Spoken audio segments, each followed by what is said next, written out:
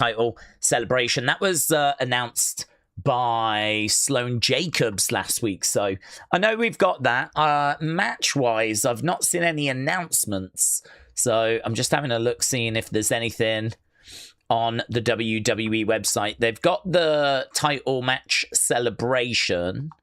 And oh, there's one match that they've announced, and that's Harley Riggins against Ulka Sasaki. Yeah, Ulka Sasaki, I think, is a newcomer, someone that's just joining Evolve. So we've got a newcomer in action tonight. That'll be interesting.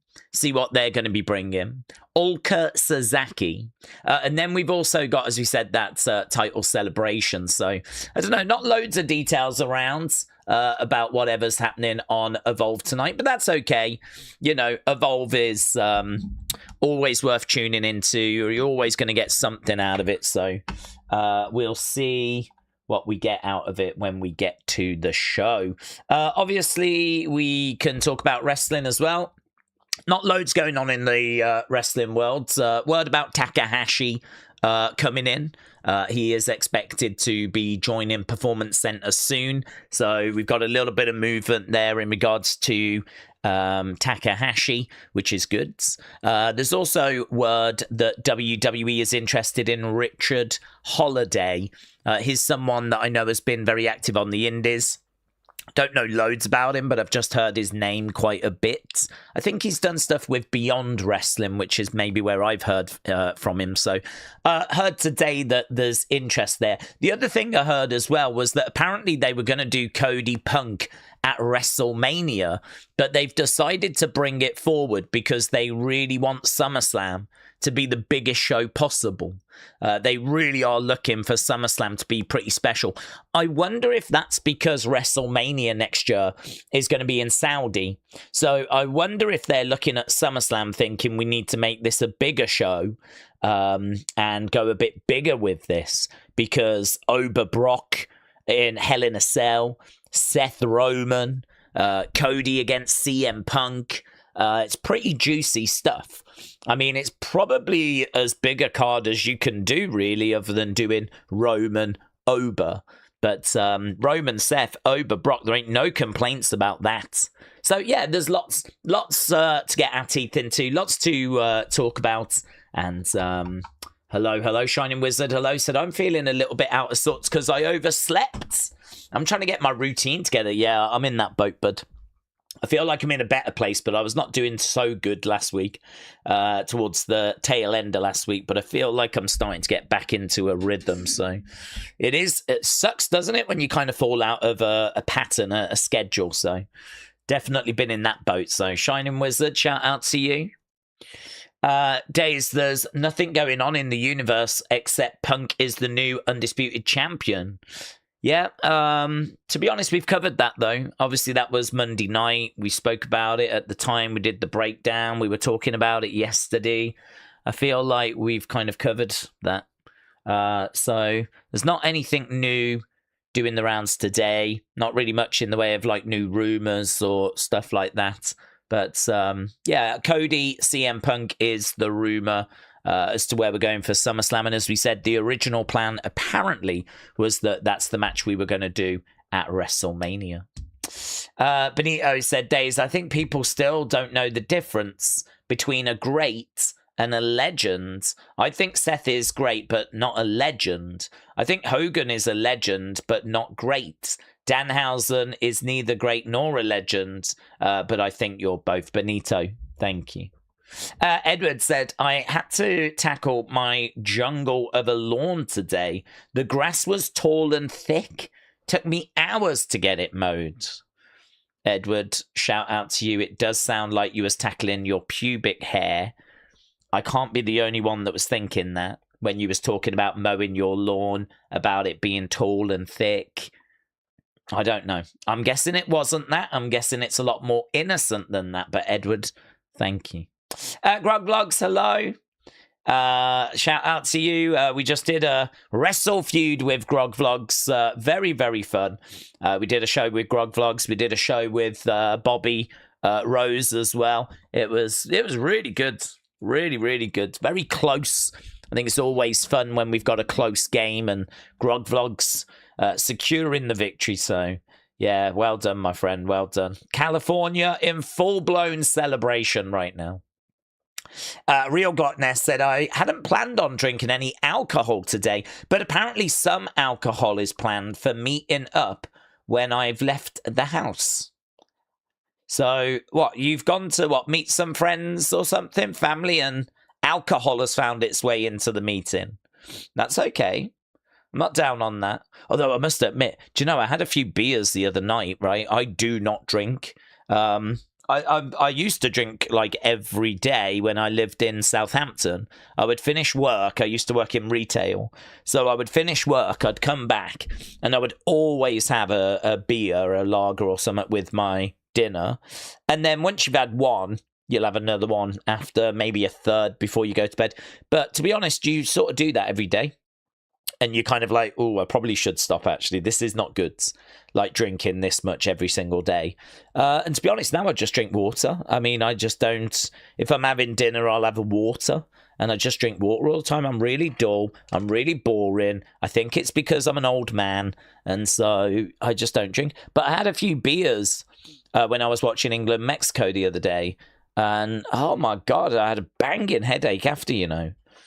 I didn't even have that many.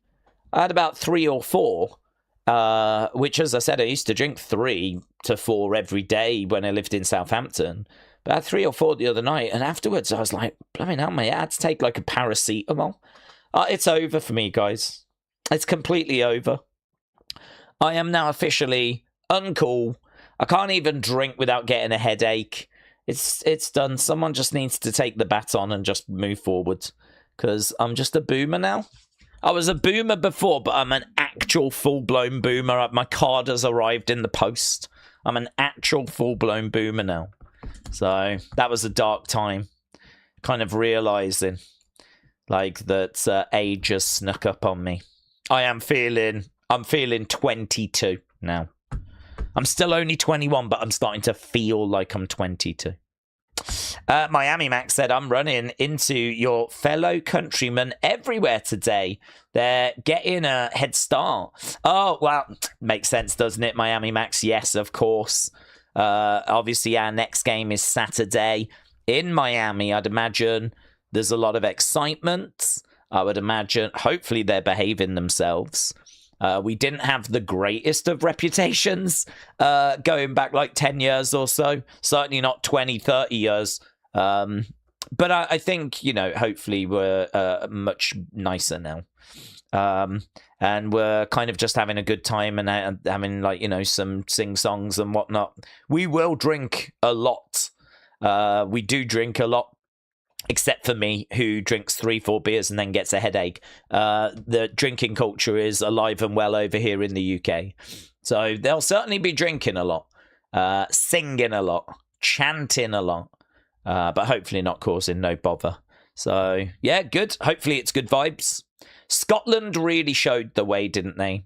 Scotland might not have been successful on the pitch, but they were certainly successful with the fans. I think they won everyone's hearts.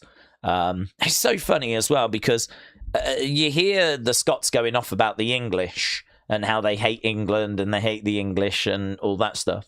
I have no ill will towards Scotland whatsoever. You know? I don't have any ill will towards them whatsoever. I thought it was great seeing them in Boston, having a great time, winning the hearts of Boston. I watched loads of videos of the Scots like marching their way to Fenway Park and everything. It was great. So, yeah, I think, you know, the World Cup's been brilliant for all that kind of stuff. Hopefully that will long continue as, you know, we go into the final and everything.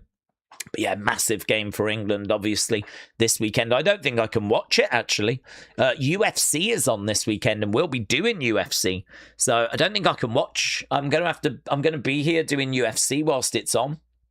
I mean, I might have the phone there so that I can keep an eye on it. But I ain't feeling confident, to be honest. I'm really not feeling good about this. I keep looking at people's predictions, and majority have got England going through, but oh my God, when you've got Haaland, you're just never out the game. It's like Messi. When you've got Messi, you're never out the game. So, I mean, England could be 2-0 up with 5 minutes to go, and I'm still until I hear that final whistle. And I don't even think they're going to get to that position, to be honest. I think England have got big questions about their defense. I mean, we conceded 2 to Mexico. We're going to concede. So that means we're going to have to score. And we can score, but can we score more than Norway? I don't know. Is it going to be a draw? 2-2? Extra time? Penalties? I just don't know. So, yes, big game this week. Well, lots of big games coming up. France-Morocco is going to be great. Spain-Belgium should be pretty straightforward for Spain. Argentina-Switzerland, I don't know. That could be interesting because Argentina keep having a difficult time, don't they? Struggled against Cape Verde, struggled against Egypt. Are they going to struggle against the Swiss? So that could be interesting. But I feel like the closest game is, I think France-Morocco could be interesting. Very excited for that. But, oh my God, England-Norway. Not excited for that. So, Miami Max, I hope they're all behaving themselves. King Mikey said, I know that it's the Evolve stream. We can talk about other stuff, though. But do we think we're getting Nick Aldis, Adam Pearce after the oldest Gunther or oldest Gunther down the line? I don't feel... at the moment, I don't think so. At the moment... Again, if we talk about, because we don't know, there's no rumours or anything. So we have to look at likelihood, what's likely. And, you know, like, it was only a week ago people were saying we're going to get Aldis against Gunther. And then a week later, it's going to be Aldis against Adam Pearce. I mean, next week it'll be somewhere else, you know? So people don't know. They're just looking at the situation and sort of trying to read into it. So I think for me, this is probably just a vehicle to kind of set up whatever Gunther's going to be doing at SummerSlam. But there's no word that that's going to involve a GM. There's no word that it's involving Nick Aldis or that Nick Aldis is having a match or anything along those lines. So I don't know. There's a chance. There's a definite chance that Nick Aldis wrestles. Because he's made it very clear that that's not a closed door. He's just doing what they're asking him to do. And then, if the opportunity came around to wrestle, he would do it, right? So, but do they need him to wrestle? I mean, it's a perfectly fine story, but I don't know, like Nick Aldis is a GM. Most people have not watched him ever wrestle. So I think most people are under the impression Gunther would just destroy him, and of course Gunther should win.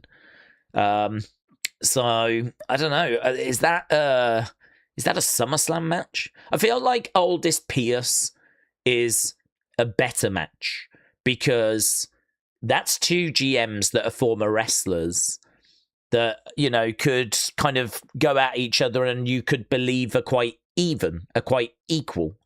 But Gunther is just obviously so far ahead of both of them. He's an active superstar. He is a monster. He's one of the biggest heels we've got. He retired John Cena. He retired AJ Styles. He was competing for the WWE Championship. The idea that like a match with Nick Aldis would be competitive or that Nick Aldis would stand a chance. Obviously, you can have outside interference. Aldis could win along those lines, but I don't think... I'm struggling to see why we would do it. That would feel to me, unless he wants to like have a retirement match against Gunther. Maybe Nick Aldis like wants to put a bow on his career, and he said, I'll end it to Gunther because Gunther's like career killing. So I'll have a match with Gunther. I mean, maybe, but again, in likelihood, I feel like it's probably more likely that this is just a vehicle to set up whatever Gunther's going to do at SummerSlam, and that doesn't necessarily mean Nick Aldis. So, yeah, I'm on the fence on it. I don't ever like to be 50-50 on anything because I think that's dull. That's boring. What's the point in me sitting here going, I don't know, right? So I'm going to say 60-40 no. I don't think Nick Aldis has a match at SummerSlam. I think the fact that looked like it was going one way and then just a week later changed. You know, if we'd have doubled down and we'd had more pushing and shoving between Gunther and Nick Aldis and we'd had like a challenge made and something like that, then I'd be feeling confident. But the fact the other week it looked like we were going into one match and then a week later it's changed to now is it going to actually be GM says to me that it could change again next week and the week after and the week after. So I need to see a lot more to be convinced that it's actually going to go to a match. Pat said, Daze, you must fight the urge to go yell at the neighbours' rugrats for daring to besmirch your lawn. I can tell you right now, Pat, no one has ever touched my lawn. No one has ever mown my lawn. Yeah. And certainly no rugrats. I mean, I don't know what you're getting up to. But that's illegal around here, yeah? So, Pat, shout out to you. Interesting. Bruce said, Daze, I played 2K wrestling tonight. Seth cashed in Money in the Bank between Roman and Brock, and it was brilliant. Bruce, glad to hear you're having fun, my friend. Do you know, actually, I mean, I'm not a big gamer, but I must admit, the news about Sony not making physical games anymore did get me quite sad. Although I think gaming has left me behind. I think games are too big now. I actually bought a game the other day, right? I bought the Mega Drive collection. Over 50 classic Mega Drive games on Switch. Because I was sort of like thinking, I could, you know, there's some classics here, like Phantasy Star, that I have never played and I've heard great things about. And so I was like, I could play that. Phantasy Star looks interesting. And I'm sort of low-key, because I've got a Switch, but I'm sort of low-key thinking, do I need a Switch Lite? I don't need a new Switch. I don't need a Switch 2. First of all, they're super expensive. Second of all, the games are too big. I haven't got endless hours to give to gaming, right? One thing I just do not have enough of is time. So, you know, I just don't have time. I mean, I won't even get this. I'll probably stay sealed for the next 10 years, right? But I did look at it and go, man, I've never completed Streets of Rage. I always have fun whenever I play it. Phantasy Star is a game that I've always heard about, that I've always wanted to play, never got round to. So I thought, you know, I could absolutely do that. And then there's just some other ones on here that I've played, you know, some Sonics, Alex Kidd. That was always fun. So, you know, Toe Jam and Earl, I've played that before. So I was just looking at this. I was like, 50 games. I think it was like 20 quid. 20 quid, 50 classic Mega Drive games, or Genesis. You lot in America called it Genesis. We called it Mega Drive. And, yeah, I was tempted by this. So I bought that. I don't regret it. I don't know when I'm going to play it. I'll probably never play it. But yeah, I was disappointed to hear about them not releasing new physical media. It's just everything's gone that way, isn't it? DVDs gone, CDs gone. Although vinyl did make a little comeback. I've never been a vinyl guy though. And now games, seemingly games going as well. So yeah, it's a very different worlds. I think I'll tell you the reason why I think it made me sad wasn't so much because I thought I might get back into gaming, but it's more because the job I loved doing was working in an entertainment store. That's what I did before I did this, right? At 15 years, I worked in an entertainment store selling DVDs, CDs, games, T-shirts, all that sort of stuff, right? And loved it. I had a great time. And I suppose in the back of my head, I've always thought, if this goes sour, if this all falls apart and you all abandon me, right? Because I know you're talking about doing it. I know that you're all having a chat behind my back going, should we just not bother showing up, right? But if that ever happened, I would happily go back to working in an entertainment store. I would happily go back to that. I had such a great time. But now I'm kind of seeing no CDs, no DVDs, now no games. There will be games, of course, just it looks like Sony is pulling out. But you know when one pulls out, the others will pull out, right? And pulling out sucks. I mean, that's the big takeaway, isn't it? Pulling out sucks. So I worry that I won't have a shop, an entertainment retailer to go to if all this goes. What will I do? I'll have to become a prostitute, and I'm not going to be any good at that. So I'm buggered. It's me that suffers at the end of the day. So even though I'm not a gamer, do you know what I mean? I'm the one that's going to suffer long term. Rob said, Daze, did you just say that your bushes are unruly and all grown out? It's a mess. It's an absolute mess, mate, honestly. You're going to need some proper Brutus the Barber beefcake shears. Yeah? Hello, I've got lots of people saying hello. Hello, hello, hello. Dormouse, hello. Dean, hello. People firing in hellos. Everyone being all lovely today. Oh, people are lovely every day. Just like Calvin says, I heart you, Daze. Calvin, you're right to do that. Shout out to you. Shining Wizard said GTA 6 is just going to be too big for a physical disc release. Yeah, I can sort of understand that, to be honest. I'm not sure what like Blu-ray can hold, but I could believe that we're kind of exceeding that. So I'm not too down on that.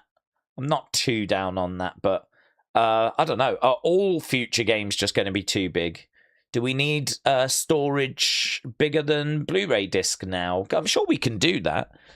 I mean, to be honest, I've got a 2 terabyte SD card that's got a load of music on it. It's tiny. So, I mean, we must have the technology to come up with something that is... I mean, it's expensive, to be honest. It was expensive. But, I mean, you don't need 2 terabytes. I'm sure we could come up with some discs that can hold 500 gig or something like that. Is Blu-ray 200? Blu-ray disc. Let's have a look. Blu-ray disc storage size. I think it's all still Blu-rays. Standard Blu-ray, single, 25. But you can go up to 128. It's actually much lower than I thought. Oh, well, we're well past that then, aren't we? Well past that. So, yeah. So what do the games come on then? That means most games coming in are 25 to 50. Because you can get 100 gig, but apparently that is special. PS5 game formats. Downloads. Physical discs are Ultra HD Blu-ray that can hold up to 100 gig, right? So PS5 uses the 100 gig Blu-ray Ultra HD Blu-ray discs. But I can believe we're past that now, because I don't think any of us were thinking that Grand Theft Auto was going to fit onto a 100 gigabyte disc. I suppose in a way, it's quite surprising we haven't moved beyond that. When did Ultra HD Blu-ray discs get introduced? 2016. Ultra HD Blu-ray discs were officially released in the US in February of 2016. So it's been 10 years. Dragging their heels. They needed to come up with, you know, the next... They need it to be like 10 times bigger, don't they? Than where we are now. I don't know, man. I ain't letting them off the hook. I still think the majority of games can be released on physical, but you are going to have your AAA titles that I can understand being download only. Pat said the problem is that the consoles have got limited hard drives. You're not going to be able to have a library without massive expense. Yeah, true. I mean, I have got a 2 terabyte card. It's a micro SD card. It's like this big. So, I mean, if you was going to go bigger, the bigger you go, like, I think mine was more expensive. Let's have a look, shall we? How much is a 2 terabyte hard drive, for example? 2 terabyte hard drive. You can get a 2 terabyte external hard drive, $39.99 off eBay, about 80 on Amazon. So buy in bulk. If you bought in bulk, if you were Sony, I don't know what the price would be, but might not be like breaking the bank. But then saying that, I think there's all like shortages, isn't there, because of these data centers and everything. So I don't know where we are with like storage and stuff at the moment. So yeah, gaming's going to, let's put it this way. Gaming is going through a very turbulent time. I think we can certainly agree with that. It's going through a very turbulent time at the moment. Not that it massively bothers me, other than the fact that I'm worried about entertainment retailers. I mean, I've been seeing a lot of independent game stores putting videos out, really concerned, because that's their lives, isn't it? That's all they do, is they just sell secondhand games. I mean, you can't trade in a download. You can't lend a download to a friend and stuff like that. So, I mean, man, you think about that and you just think like it's maybe another step towards us getting even more isolated. I mean, this is bad. This is bad. This is bad news. When I was a kid, when I was a boy, we used to go out to the shops. We'd bump into people, yeah? You'd get recommendations. You'd browse. There'd be other people around. You know, you might want to go to Blockbusters and rent a film. If you wanted to buy toys, you went to the toy shop. Again, you know, you was kind of there with other kids looking at the toys. You know, all of this is social experiences. You're out with people. Now we're living in a world where you don't move from in front of your computer. If you want a game, you download it. If you want an album, you download it. If you want a toy or a figure, you order it off the internet and it comes in the post. And it's like we're getting more and more and I'm an example of it because I don't really ever move from here. So, I mean, don't be like me. I can't even hold my alcohol anymore. Don't be like me. You know, get out there, live your lives. And now you can't even go, or you won't be able to go to a game store and purchase your secondhand games because it's all going to be on the computer. And what about when you sell your computer? What about when you're like, yeah, I need to raise some cash. I'm going to sell my PS5. But it's got all these games downloaded onto it. Does that mean that when you sell the PS5, it's going to come with the games? I'd imagine that is the case. But then is it locked into your account? Maybe when you download it, it's in your account so that it's not on the actual device. It's in a cloud. I don't know. I don't game. I bought this, which is like 50 Mega Drive games. This is where I am. Yeah. This is where I am. So I don't know how the modern world works. I'm just saying, it's not sitting right with me. Yeah. Big Time said AEW's Dynamite venue tonight is going to be on a beach in Florida. Lol. They've hit hard times. They can't even afford to rent out arenas anymore. This is following after a golf course. Crazy. They've lost their way. They're more imaginative and open-minded. Yeah. Even with stipulation matches like War Games. Yeah, sure. We'll just stick to WWE, like, doing lots of ticket sales in big arenas. Yeah. Instead of, like, being on a beach and then trying to convince you that that is genius. Yeah. And you're falling for it. TKO. I need to get some TKO merch. That's what I need. Do they sell it on WWE Shop? TKO merch. Mr. TKO, that's going to be my name. Everything they do, I'm just going to get right behind. I love the fact that we just booted Sheamus to the curb. Yeah, TKO. Bruce said, my first console was a Mega Drive. Bring retro back. My first console was a Master System, but I don't have like loads of memories of it. So my first proper one would have been a Mega Drive that I really remember. And to be honest, I mean, there was a football managing game that I just used to hammer, and I just spent hours and hours and hours. And there was wrestling games that I would play on there as well. FIFA, I loved the very first FIFA 94. I used to play a lot of. Sonic as well. I mean, I think the Mega Drive is, or the Genesis or whatever you call it, I think it's like a goated console. And it's stunning how small the game files are. Like, it is stunning. Like, how little space you actually need to, like, get a Mega Drive game. Tiny. The file is tiny. Just great. Really easy to pick up, really fun to play. But I love all of that because I love the leap into Nintendo 64. You know, where you go from... And it wasn't that much later. I mean, Mega Drive was probably... I don't know when it came out. 90 or something like that. And 64's like, what, 6 years later? So, I mean, it's not like they're 10, 15 years apart. So... You know, I was playing Mega Drive, loving that, and then bang, all of a sudden you got Mario 64, you got GoldenEye, you got like 3D graphics and everything. Oh, it's mental, mate. What a time.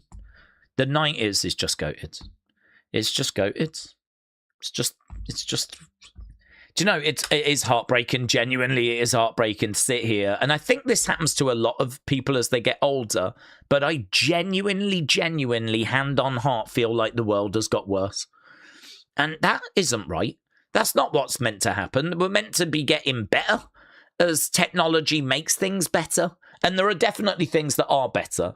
You know, like TVs are bigger, sharper, you know, having the internet is better. But then there's other things to look at that just feel like they've gone backwards. I mean, not having Blockbusters, that's not better. Having Toys R Us and toy shops all closed down, that's not better. Entertainment stores going, that's not better. Like, the death of physical media, that's not better. Like, there's loads of stuff that I think we're worse off with. Having everyone sit indoors and just watch their phones and their tablets and kids not playing. Do you know, I was thinking about this, you know. I was thinking, like, why is America not better at football? And I think there's lots of answers to that. But I do worry that one of the answers is that a lot of kids are just like on their tablets and everything now. And, you know, if you think England is not even as big, I don't think, as Florida. I mean, you have got like states that are bigger. I think Texas is bigger than England by a lot. So if you think about England and the fact that they reached 2 European Championship finals. They got to a quarterfinal at the World Cup last time. Time before that, they got to the semi-final. They're in the quarterfinals this year, taking on Norway. They are favourites. Don't know if they're going to win, but they could make it to another semi-final. I mean, England have had good success recently. Never got the big win, but they've fared well. And then if you compare to what America does, it doesn't make sense. You are an absolute sleeping giant. You would win World Cups, no doubt. If you got your act together, you would dominate. You would win World Cups because you're the richest country in the world. You are, I don't even know how many times bigger than England. I mean, you know, land mass wise, at least 50, if not, like, I would imagine a lot more. So you must think, like, you know, 60 million people in the UK or in England, 350 odd million in America. I mean, the maths just, it's all there for America to dominate. I do wonder if it's, granted, you know, you got other sports. I've heard that there's like, football is seen as like a rich person sport, which I really don't understand because over here it's not looked at that way. It's actually like a poor person sport. I mean, anyone can get a football for a few quid, kick it around outside. So, and if you're good enough, the clubs want you. So if you've got the talent, they want you. So I don't know, you've got some weird, your setup's not right in America. But I do worry that a lot of kids, a lot of those great talents are just sat on their tablets. Imagine if Messi and Ronaldo never kicked a ball because instead they were just going on a tablet watching YouTube. I mean, it's not right, is it? It's not right. I'm part of the problem. I'm telling you, it's not right. Raymond, shout out to you, my friend. Raymond Joss, 3475. Shout out to you, my friend. Appreciate the support. Appreciate everyone joining us, actually. As we have got about 25 minutes to go until we're going to start with Evolve. Not a show that's got loads of stuff on it, as we said. I can't even really find a proper breakdown. But we know that we have got a newcomer. We know that we've got a title celebration. And we know it's always worth a glance. So I'm sure it's going to be fun all the same. Finley, hello. Hello, Finley. I was thinking about you the other day. I genuinely thought about you. I was like, I haven't seen Finley in a while. So, 24 months. Wow. I need a meme noise, don't I? Wow. I've got this Steam Deck down here. I never flipping use it. I could have so many sound effects. Wow. Finley, shout out to you. McGregor or Holloway? Oh, I think it's Holloway all day, every day, isn't it? I haven't really seen too many people going for McGregor. This is surely him saying goodbye. I think this is a couple of things, actually. He has had a lot of drama in his life, obviously. Lots of allegations, court cases, stuff like that. I think coming back to fighting is maybe a distraction, maybe to change the narrative from kind of, where we were and some of the things that were being said. So I think there's that at play. And then also, I think that he is looking to wrap up the career. I think he's looking for some closure. He did say that this is not his last fight. I do wonder, though, if he gets beat and gets beat bad, how he will feel straight after the fight, right? I wonder if it's kind of crossed his mind to sort of call it quits this weekend. Because I think he's losing, and I think he's losing bad. Because Holloway, he's an active fighter. McGregor hasn't fought in 5 years. When we did see him last time, he fell short against Poirier. I mean, he was competitive, but he lost both of those fights. And that was 5 years ago. You can't tell me that he's got better with 5 years of inactivity. And when he faced Holloway last time, he fell short. I just don't see any realm in which he wins. I really just don't see it. I do not see it. And I really question, why is he coming back now? Why now? What's happening? Why now? And gotta tell you, man, I think that it might be to call quits on the career and also to maybe distract from some of the noise that's out there. So, yeah, no doubt in my mind, Holloway's winning this thing. I just don't know when. I think stoppage as well. I mean, I think he'll get out of the first round, but I've seen a few people predicting like a round 2 finish, maybe round 3, but he's got heart. I'll give him that. I mean, he's got heart. If you're going to put McGregor away, you're going to have to not give him the option of carrying on. If you give him any sort of option of carrying on, he'll carry on. So I think, Holloway's got to put him away properly. I think he does. So I'm going to go Holloway finish. I'll give McGregor till round 3. But that would be my prediction. If you feel different, let us know. Benito said, are you going to take a look at Dark Side of the Ring? I love TKO Daze, says Benito. I genuinely don't even know where I could find it, to be honest with you. I mean, I do like Dark Side of the Ring, and I think I've pretty much watched all the episodes. So the answer is yes. I will one day watch it, but I don't think it's very easy to find here in the UK. I'm not aware of I don't know what channel it's on. I don't know where it's shown. So I think saying that though, I know that Tubi had Dark Side, but I think they only have old episodes. I don't think they've got the new episode. Yeah, they do have Dark Side. If I click on it, there we go. If I click on it, then it has Series 1 and Series 2. That's it. Series 1 and Series 2. So, yeah, not sure where to find it. Might have to be a Watch Wrestling job. But to be honest, I don't really like going to Watch Wrestling because you have to jump through quite a few hoops to get that to work. You have to, like, click and close a load of windows to finally get to the video file. And I ain't that desperate to watch an episode on Jeff Jarrett and TNA. So I'm sure it will come into my life at some point.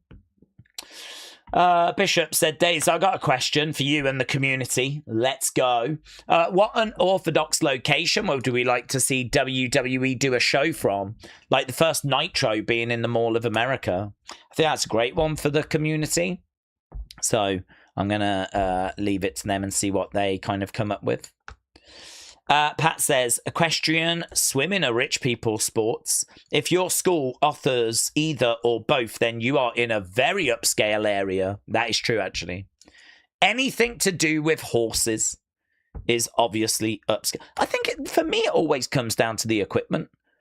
I mean, like, Formula One is a rich person's sport because you ain't going out and buying a Formula One car for, $5, right? I mean, the thing with football is you can use any sort of objects that are around to form a goal, right? You just put one object there, one object there. There's your posts. We all grew up without a crossbar.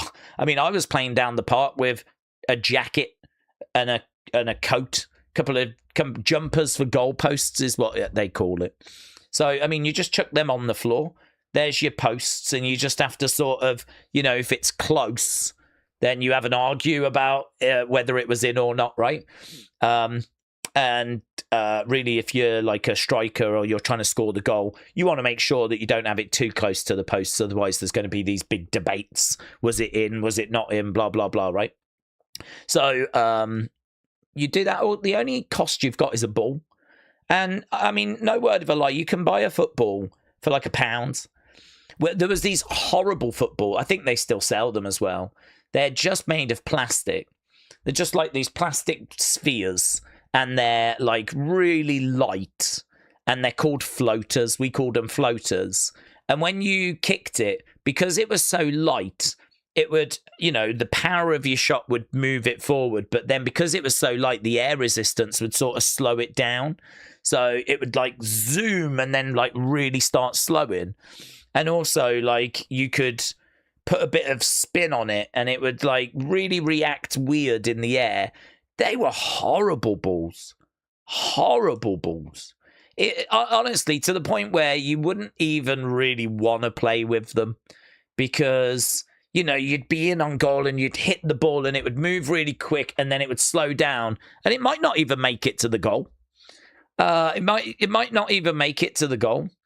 There's probably something in the physics where it's better to just gently side foot it, and at least there's not as much resistance, and maybe it would go in. If you booted it, it would like really fast and then like very quickly slow down. But I mean, these kind of balls they sold them at those kind of shops where you get buckets and spades, things like that, snorkels at a beach. They'd have a bag of balls outside. And, all different colours. I mean, I've played with that. I mean, they were like £1. Do you know what I mean? I mean, you can get balls for absolutely nothing. Granted, they're going to suck, right? You want a proper ball, £10 ones that are like, proper, not made of plastic.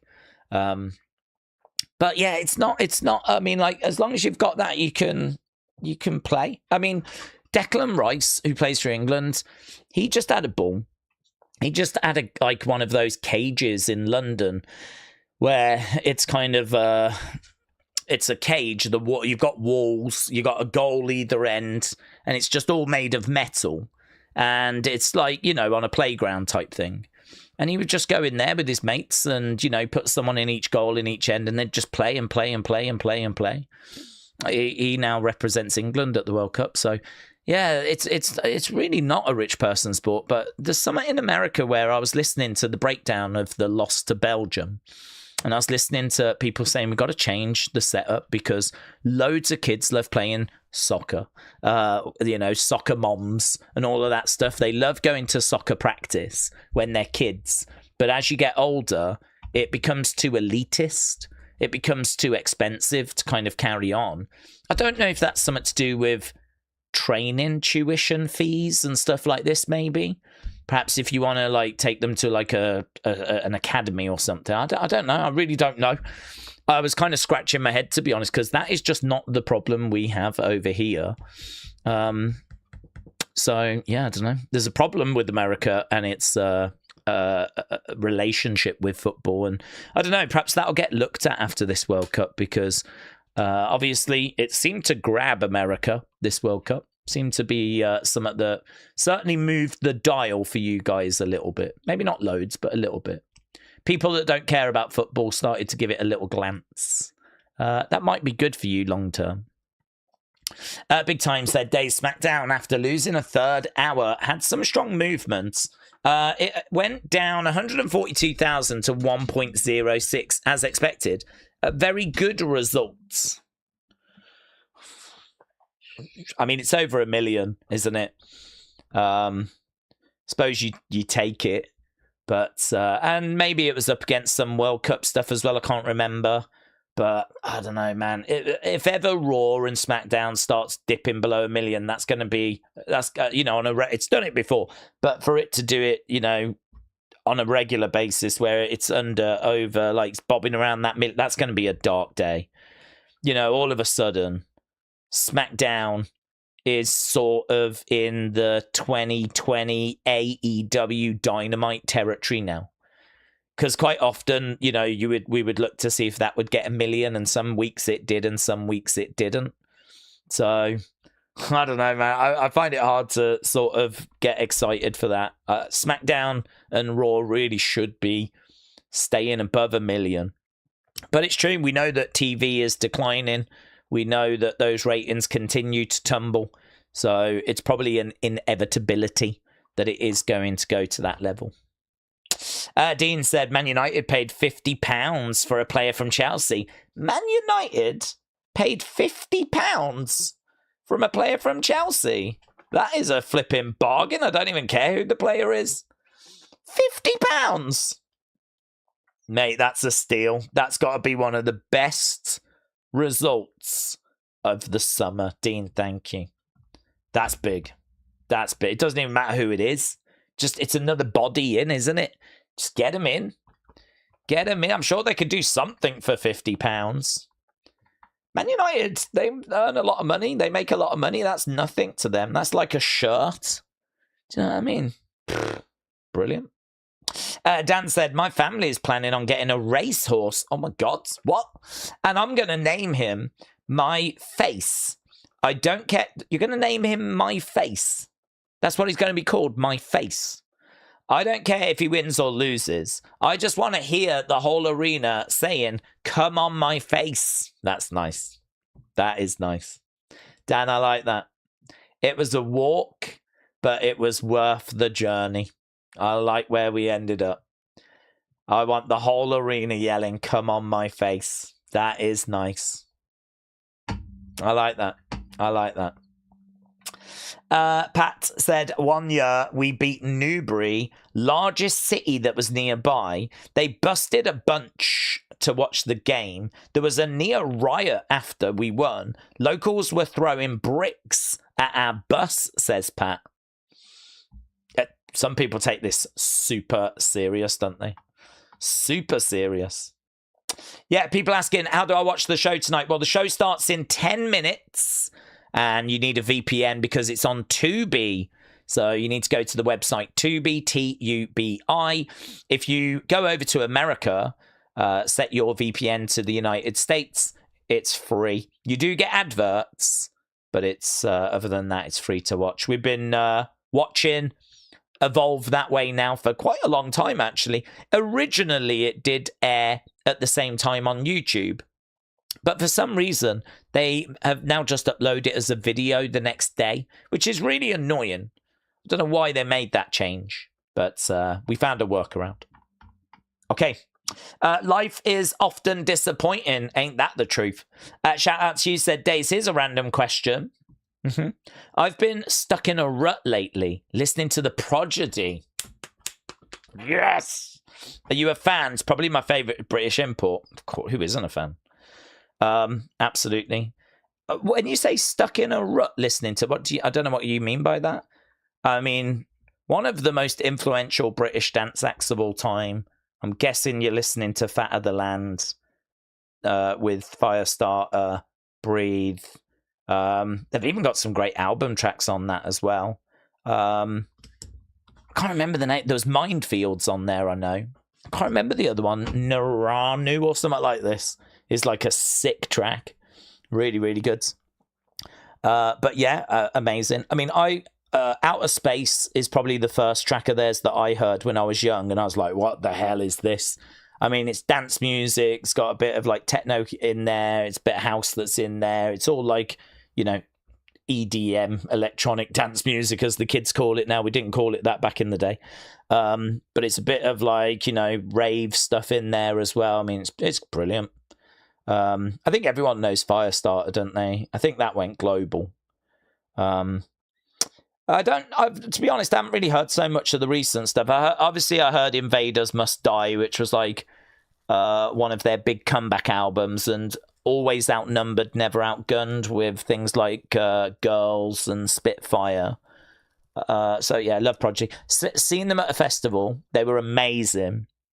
And I actually got invited to go and see them again this year because I went to Oasis with my cousin's husband, and he came along with me and my brother. He's a great guy, and we had a great time. And I was like, man, we should do this again next year. We should go to another gig. And he's like, you should come to Prodigy. I'm going to see Prodigy. And I was like, oh, do I want to do that? I quite fancied it, but he's not with us anymore, is he? Keith, the lead guy. So I was like, I don't know, man. Is it going to be the same? I bet it's still sick, to be honest. I'd imagine they've probably got him on the screen and everything for Firestarter and all of that. But yeah, love Prodigy, big fan. I mean, when I think about them, I think about, wow, I don't know. Is there a group that's kind of as rebellious as them? I mean, there's brilliant dance music from the UK, like around that time, like Chemical Brothers. I mean, I feel like Chemical Brothers was doing like, great dance music at that time, same as Fatboy Slim. He was coming out with some great stuff. We had a lot of good dance acts actually in the 90s. I'd say Faithless with God is a DJ and Insomnia. Those tracks are bangers. So Faithless, Fatboy Slim, Chemical Brothers. I'd say those are sort of around the same. They're certainly the same time period, and they're dance music, and they're British, and there's big like block rocking beats from the Chemical Brothers is a huge track. So I'd say all of those are in the same bracket, but I don't know that they've got the same punk ethic. I feel like Prodigy were real rave, hardcore, punky. I think that punk vibe came across as well with kind of how Keith looked. I don't think you're getting that from some of the other British dance acts, but those would be some of the other names I'd say. And then obviously you've got people like Rudimental and Disclosure as you kind of move into the 21st century. Disclosure in particular, I think, are a great dance group, but and then Daft Punk if you want the maybe creme de la creme, but they're not British, they're French, but they're probably the creme de la creme, aren't they, when it comes to electronic music. So yeah, I'm a big fan, and I think you have stumbled, I don't know if you stumbled across it, but I think you've got a brilliant group to get your teeth into there. Miss Dell Jr. said, do we think that SmackDown will be below 900,000, even 800,000 when the football season starts? NBA, NHL, there will be a dip. I don't know, to be honest. I think that they are aware that they need to, strengthen the numbers here, right? And I think that they're making a big effort. This is why, again, I'm not down on them really trying to focus on the now. There's been complaints about Bloodline and all this sort of stuff, but I just think we're at the point where we need to solidify the ratings. We need to get some good vibes back. And for me, that means you just do what you think is going to work best right now. And if that means Bloodline, and it means putting about on Punk, and it means putting about on Roman, and it means putting about on Rhea, you do what you've got to do, right?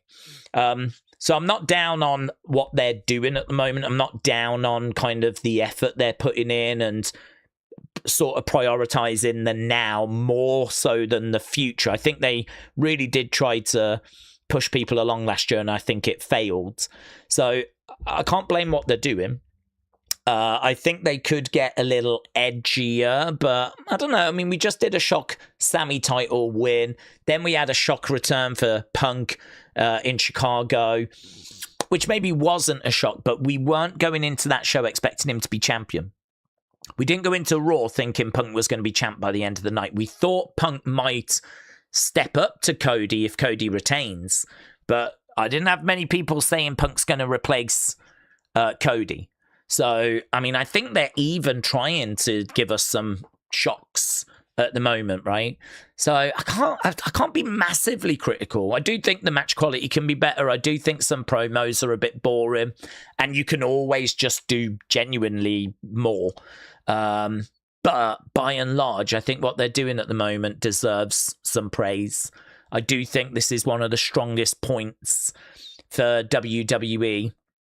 Going back to WrestleMania 40, to be honest. I think that this is better than pretty much anything we had last year, where we are right now. So I think they're trying really hard to make sure that is not the case.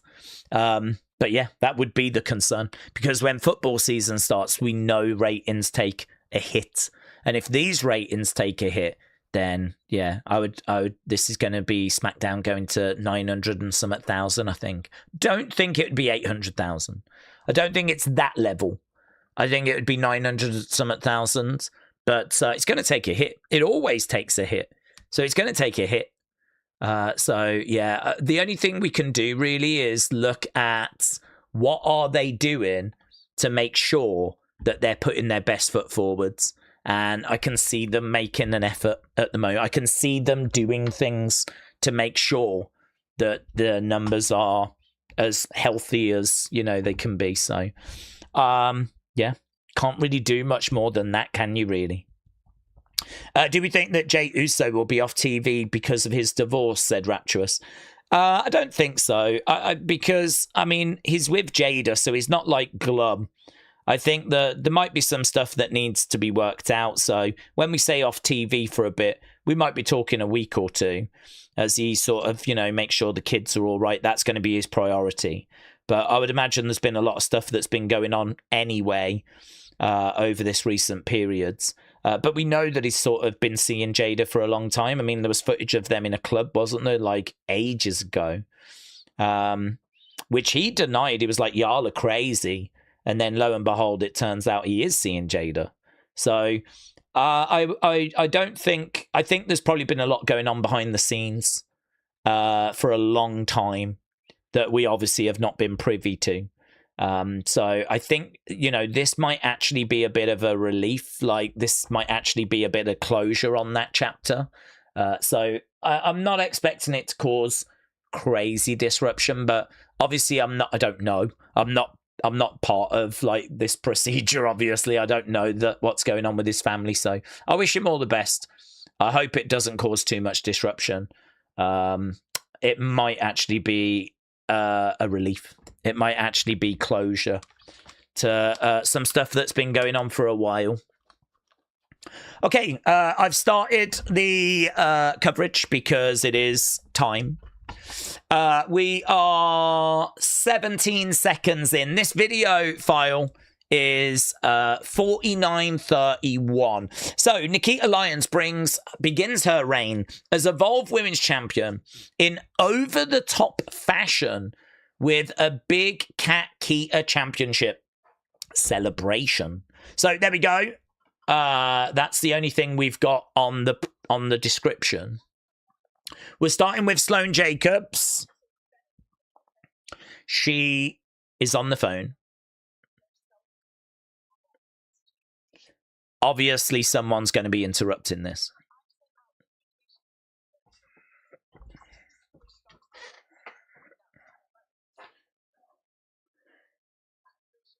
Okay, Sloane said she's tracked down some celebrities.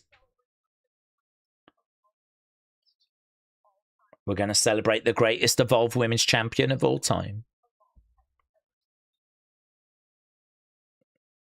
Okay. Right, well, there we go. I'm a G like Galley. Okay, if you are just joining us, I'm at 1 minute 30. Daze, what do we think WWE has got planned for Sammy at Mania? It was rumoured they had sped up his win. Well, depending on what happens for him now, he might find himself back into a title contention, but if he does, it's not going to be against Roman, I wouldn't think. I'd imagine it's going to be Roman Ober or Roman Rock. That means it's going to really depend on what's happening with like Punk and Cody and Gunther and all of that. So he could still be in the mix. It really depends on where we go from here. But to be honest, I'm thinking he may go into the tag division. Here is the Mog Squad. I'm really not crazy about these guys. So, Max Abrams, Hot Boy Summer, Main Man Energy. Looks like they're all ready to compete here as well. Looks like we might be opening with an 8-man tag, are we?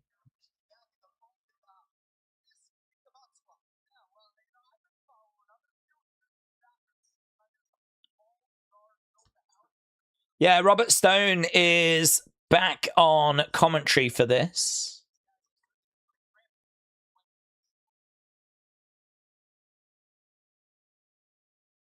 Okay.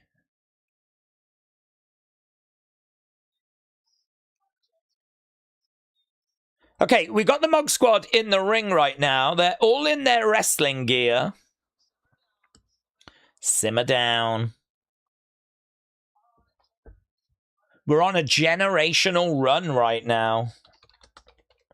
We're Lux Maxin.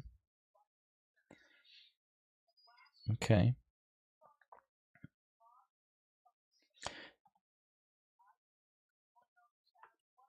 It might have been the mogging of a century.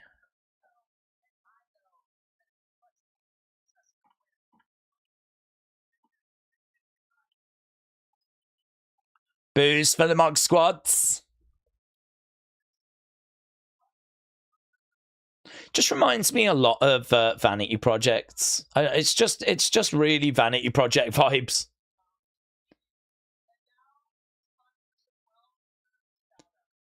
Time for some well-deserved shout-outs.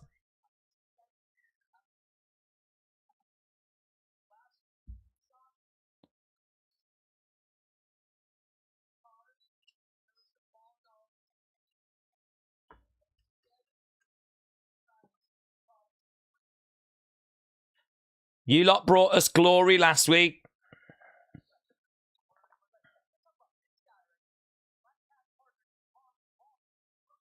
Santi talking about Chikari Ball.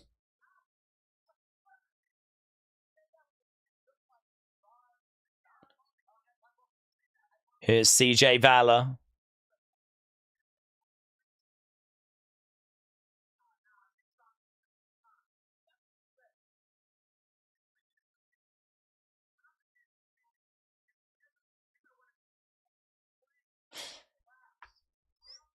They're just not really saying anything, are they? It's just like, you've been handling business, I've been handling business, we've been owning this place.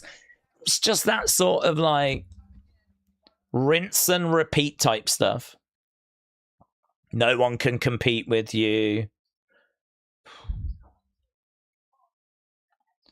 There's a reason why we call you the X Factor, CJ.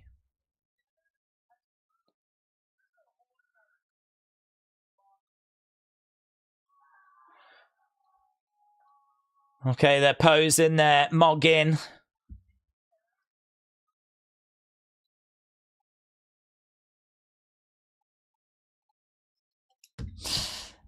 Days were locked in for the weekend. Paramount Plus is about to be wild with Notorious Heat, says AB.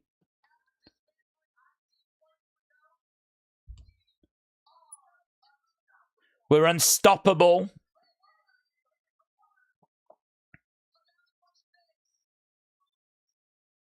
Who's next? Okay, Timothy Thatcher coming out. I really don't know what that achieved. It's not taught me anything about them. I don't know anything more about them than I did before they came out. The only thing I know is that they're arrogant, but I knew that anyway. Kalani has got the athleticism down. Her promos sound like she's unsure of herself. I can't believe you if you don't believe you, says Pat. Okay, here's Cutler James. Here we go. Guys, you know what's going to make this better? Dark State! Cutler James has looked okay in Evolve, actually. Little pop for Cutler James because obviously he is a NXT superstar. I mean, whatever you think about Dark State, they are a decent size group on NXT. Okay, so we've got Cutler James taking on CJ Valor. This is going to be our first match.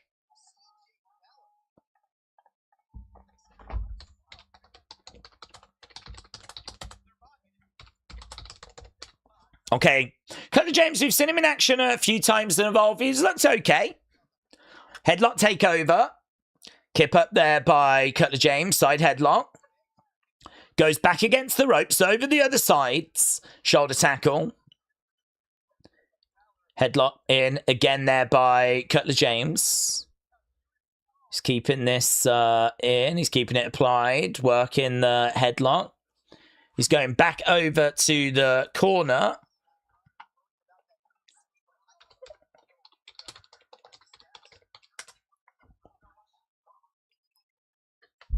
Okay, over against the ropes. Oof, CJ Valor taking him down, grabbing the arm. I'm at 8:35. We've had 8 minutes 35 so far.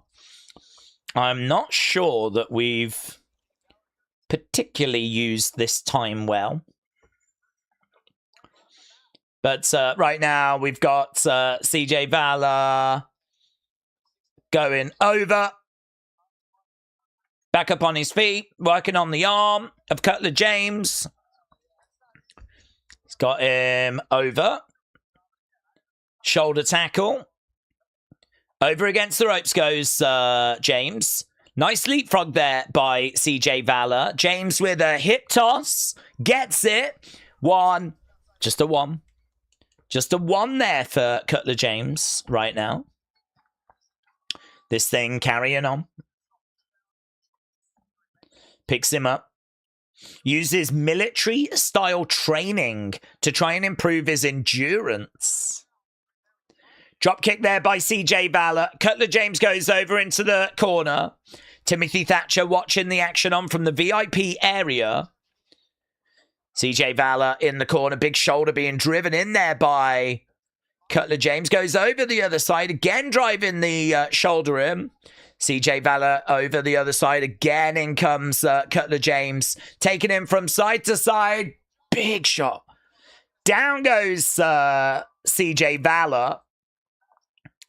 Thought he was going to bring the straps down there, Cutler James, but he didn't. We've got other members getting involved. Max Abrams grabbing CJ Valor, pulling him out the way. Cutler James going into the ring post. And we are going to a commercial break. So I'm at 10:30. That's where we are right now. 10:30. Right. Abrams has got the look that he's just super annoying, said Pat. If you told me that he was the Miz's son, I probably wouldn't argue. Mr. Jr. said, are we excited for a big weekend of UFC? I would say more than the White House. Connor's return this Saturday against Max Holloway. I am excited. Yeah, I mean, to be honest, I think my excitement for Connor is sort of gone. I'm excited to get back to watching UFC, and I'm excited that it's such a big main event and that there's going to be a lot of interest in it, but I don't know, man. He's got caught up in so much controversy.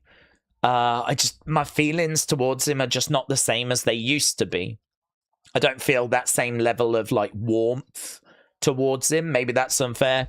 I don't know. I'm just being honest about like, I just don't feel the same about him as I did like go back 10 years. And not only that, but also I just don't think he's got it anymore. I just don't think he's the same person anymore. I don't see it. So I don't know, man. I'm looking forward to it. I'm certainly not down on it, but I've got my concerns. I don't think that's unfair. I don't feel like it's unfair. Drop kick. He's been gone for so long.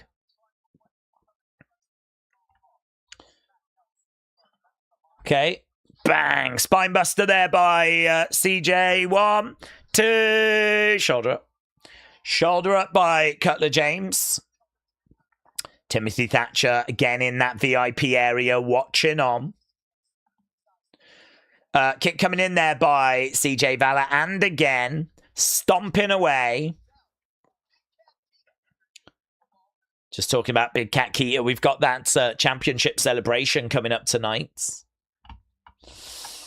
Is the Evolve ring smaller than an NXT ring? It feels smaller.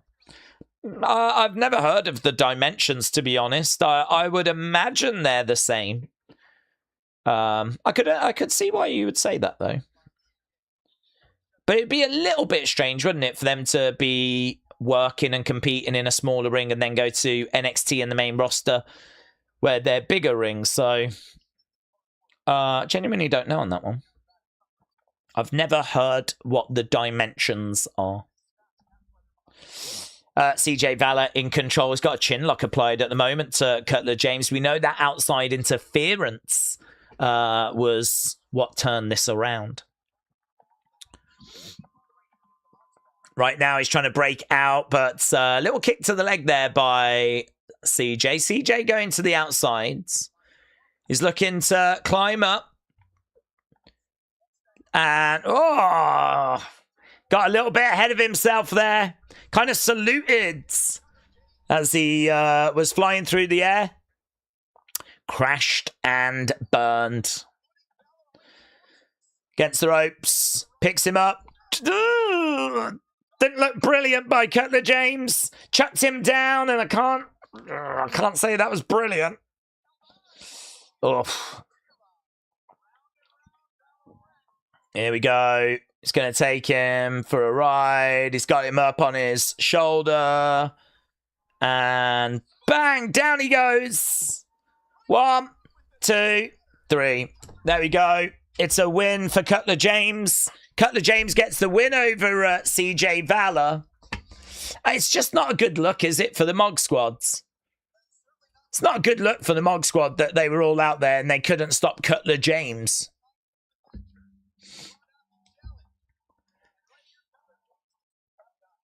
I mean, it was okay as a match. I can't say it was anything mind-blowing. It was okay.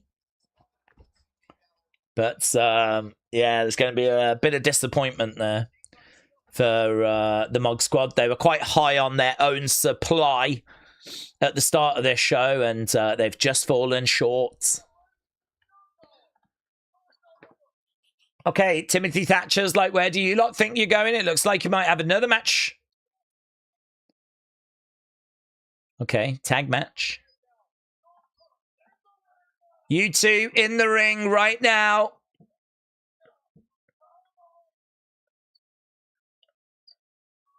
Oh, this will be good. So it's going to be Noam Dar and Romeo Marino. I do love watching these two. I do enjoy watching these two. Okay, so Noam Dar and Romeo Marino are going to be in action. Slightly different way of presenting the show here. Just lots of like spontaneous type matches. Mog Squad didn't even know that they were going to have this match. So it looks like it's going to be Chikari Ball and Santi Rivera. Yeah, this will be good. Noam Dar and Romeo, they're a really fun team. You still have the Nikita video sends. Hello, Dangin Duria. Is that how you pronounce it? Dangin Duria. Shout out to you, my friends. Okay, here we go then. These two locking up. Romeo goes down. This is going to be one that you're not going to want to take your eyes off. I am really impressed with this as a tag team. I really do like this tag team. Kip up by Romeo. He got taken down, but he kips back up. Goes over to the corner. In comes Noam. In comes Santi.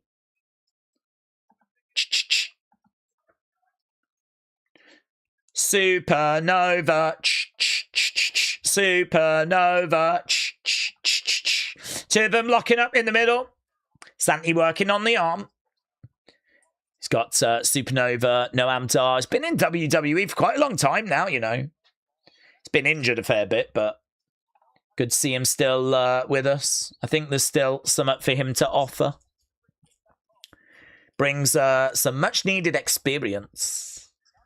They just mentioned that on commentary as well. He's well in control here, Noam Dar. Kick coming in. And again. Jab there. Pop. Down goes Santi. And kick out. Kick out. On we go. On the outside, Max Abrams is pretty angry. Bang. Working on the arm there, Noam Dar. And again. Oof. Shot coming in. Over in the corner. Bang. Another big shot coming in. Tag being made. Ball getting in. Ball with Dar. Side headlocks in. Noam goes down to one knee. Ball going over against the ropes. Dar manages to get him off. Drops to one knee. Chopped there by Romeo. Some tag team work here by these two. Romeo driving his shoulder in the midsection. Big boot there by Noam. Romeo drives down the ball. Big boot by Noam. Over the top. Going for the cover. 1, 2. Kick out. We're carrying on. But some lovely tag work from these two already. I mean, they haven't even been teaming that long. So you can imagine what these two are going to be able to do when we go a little bit further, you know? Oh, kick coming into the back there by Santi. Romeo deals with him, but then gets caught by Ball.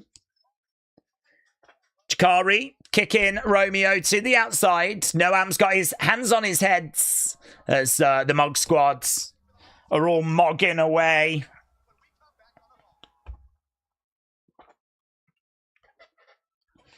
Okay, we are at the 20-minute mark. We're at the 20-minute mark for all of you time fans. All of you time heads out there. Wasn't Noam Dar in the Cruiserweight class? I believe he was. I mean, I think he's been in there about 10 years now. And then obviously he spent a lot of time in NXT UK. And then, you know, came into NXT. He's done a fair bit, actually.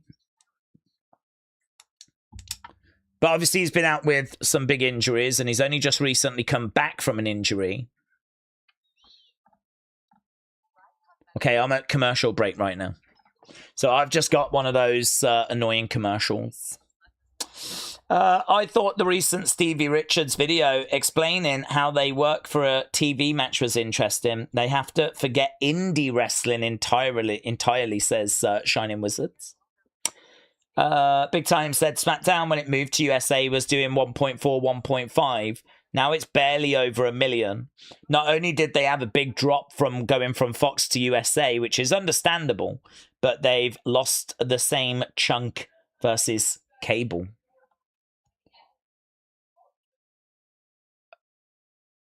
Okay. Is this, what's this? Is this anonymous? Is this Evolve anonymous? We got some pervert hiding in a locker, perving on the girls.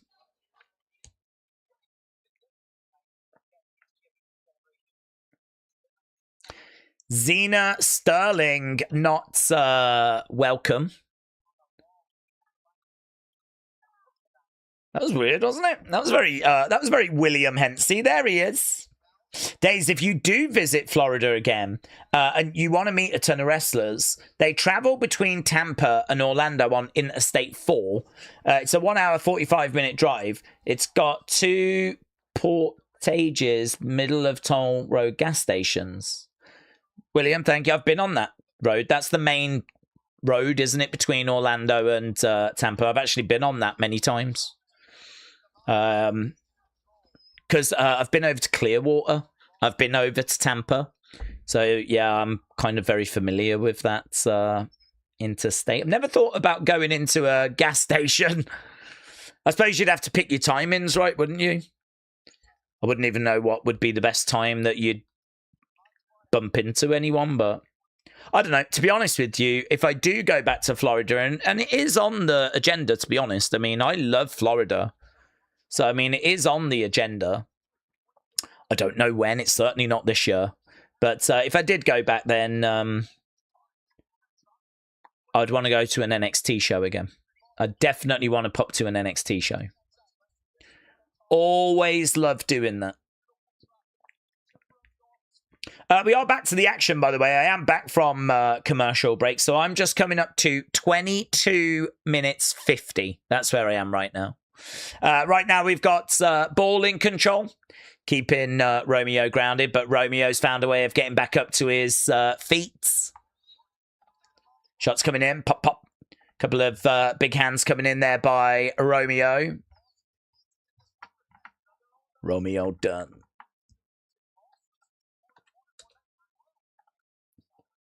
Yeah. Tag being made. Good work here by the Mog Squads. Against the ropes goes Romeo. Duck underneath. Over the other side. Double clothesline. Down go the Mog Squad. Down go both members of the Mog Squads. Noam Dar trying to reach out. Trying to get a tag. Can hear the fans going crazy. Tag made. Noam Dar's in. Moves out the way as the Mog Squad collide into each other. Do you know, the Mog Squad as a tag team I'm actually not down on. Could be kind of interesting seeing them going up. I wonder if we could find a way of doing them against, like, vanity projects. They're very similar. Oof. Noam Dar. In control. Bang. Gets the one down. Ah. Manages to get the armbar on Ball. Fans are chanting tap. He's pulling back on the arm. Oh, well, that just completely missed. Santi looked like a right clown there. Went for a big elbow. Noam had just already sat up and had got out of the way. So, I mean, Santi ends up just sort of coming down, and that was weird. That was actually quite weird. Came crashing down, and he just wasn't there. Double teamwork. Good work there by Noam and Romeo. Feels like they have definitely got the momentum. Ugh.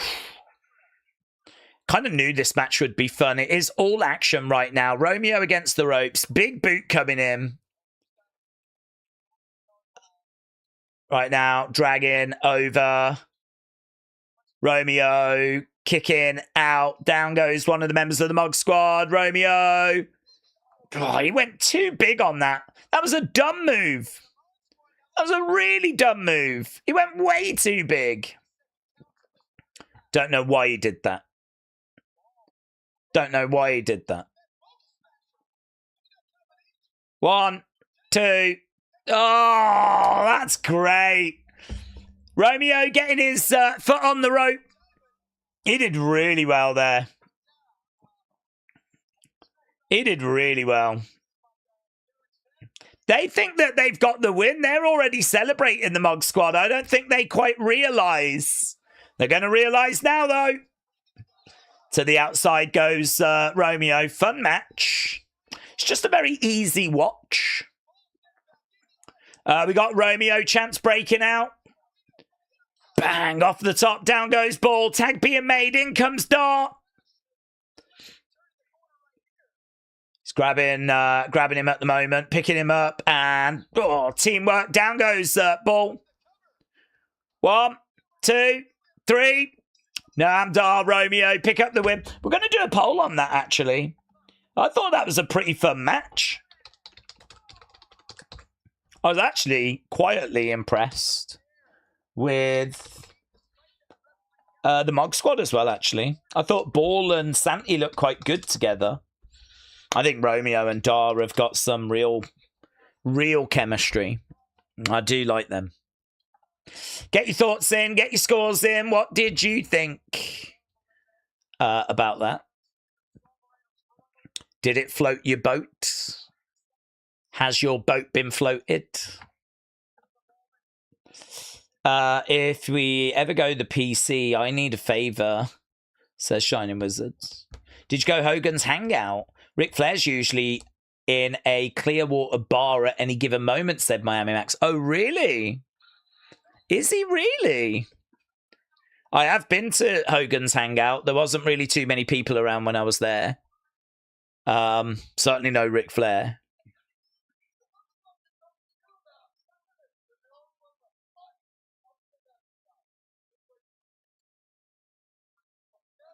Next week, Max, you're going to face a man that you attacked.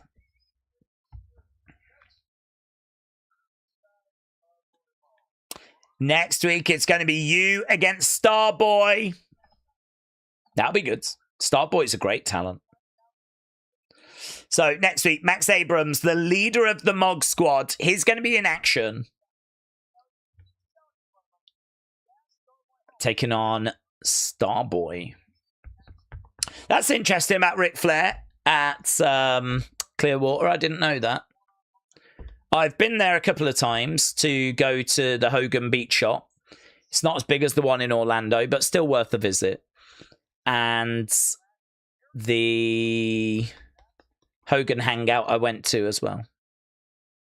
And then I just had something to eat at one of the local restaurants, but never bumped into Ric Flair or Hogan. And there's not much chance of that these days. Okay, here's Aaron Rourke. We got Aaron Rourke and we got Harlem Lewis. Finally going to get my one-on-one opportunity for that title, says Harlem.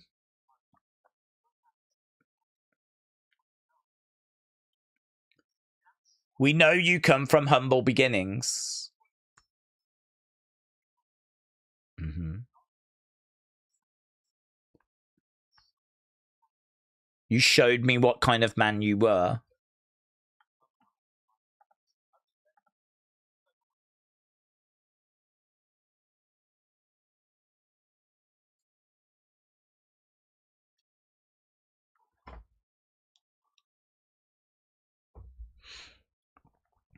Harlem says to Aaron, every story comes to an end.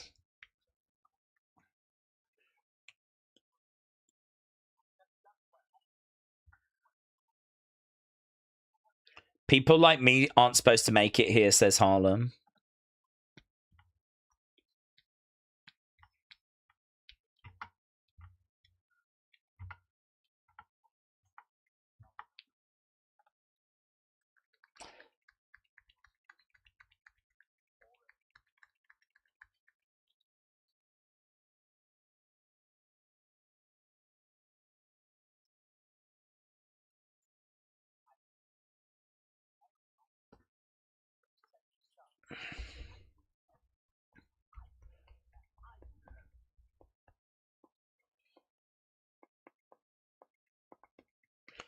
Okay, so we're building towards this match. I just don't have any feelings to this match.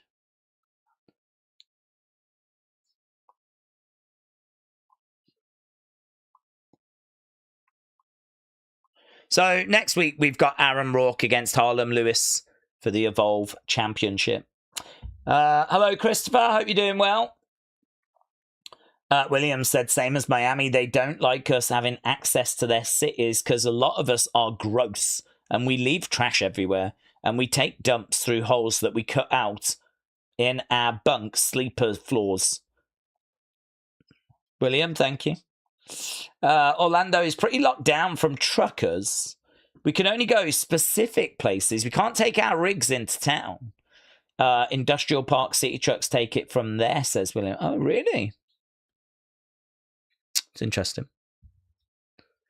I saw a video actually of some truckers saying that they don't like going northeast. They don't like going California.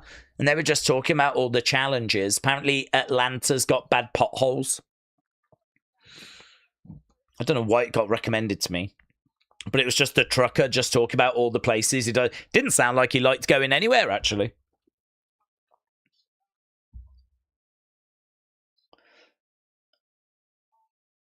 Okay, so Kale Dixon posing away here. Do we know her name? I don't even know her name.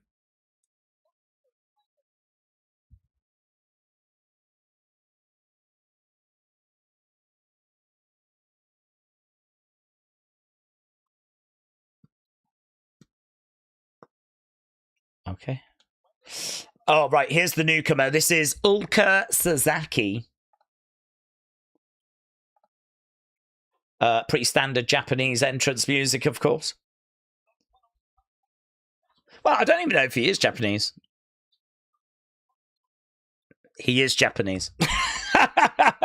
Just as I said that. From Tokyo, Japan. Ulka Sasaki.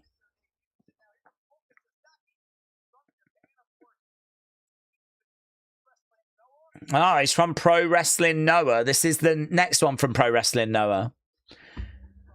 Well, I would imagine that Noah haven't sent him over so that he can faff around on Evolve. So I'd imagine this guy's probably going to be making his presence felt.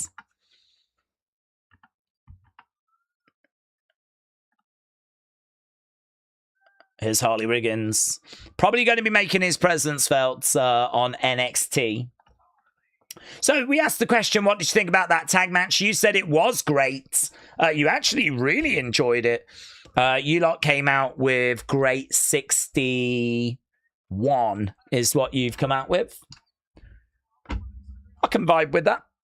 I might have been a touch below, but I think it's worthy of a great rating. Okay. Harley Riggins versus... I can't remember his name. Ulka, is it? Ulka Sasaki. Time check. Amazingly, and I must admit, I am shocked. I'm at 34:30.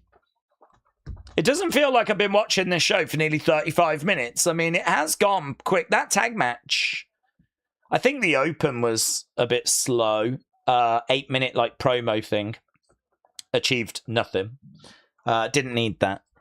Opening match with Cutler James. CJ Valor was okay. Wasn't blown away by that. But the tag match was really good. And now we get to have a look at this newcomer. So we are underway. Ulka Sasaki going against the ropes. Shoulder tackle, no joy. Over the other sides. Shoulder tackle, no joy. Bang. Gets the ropes again. Shoulder tackle. Down goes Riggins. Goes for a cover. Riggins kicks out. Sasaki goes flying. Kick out there by Riggins. Duck underneath there by Sasaki. Roll up 1, 2. Whoa. Lovely. Former UFC fighter. Not someone that I recognise. Right now, it's got him back against the ropes over the other side. I want to search this guy. Ulka Sasaki.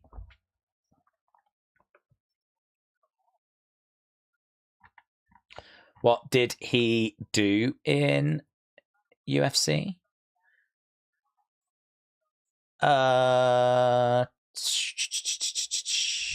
Some fight nights appearances back in like 2014 to 2018. He's got 3 wins in the UFC on his record. He's got 4